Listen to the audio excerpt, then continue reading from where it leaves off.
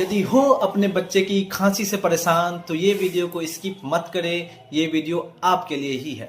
बच्चों में बार बार खांसी होने का मेन रीजन है उसका वीक इम्यूनिटी। जब बच्चा का इम्यूनिटी सिस्टम स्ट्रांग नहीं होगा, बच्चा कमजोर होगा, तो थोड़ा सा भी ठंड लगने पे उसको सर्दी, खांसी एवं बुखार जैसी समस्याओं का सामना करना पड़ सकता है। सिर्फ बच्चों को कफ सिरप देना सॉल्यूशन नहीं है। होम्योपैथी बच्चे की नेचुरल इम्यूनिटी को स्ट्रांग करती है। लाइक करो अगर आपके बच्चे को बार बार खांसी होती है, एवं कमेंट में उसका एज जरूर बताओ ताकि होम्योपैथी में इम्यूनिटी बूस्ट से संबंधित आपको कुछ मेडिसिन बता सकूं।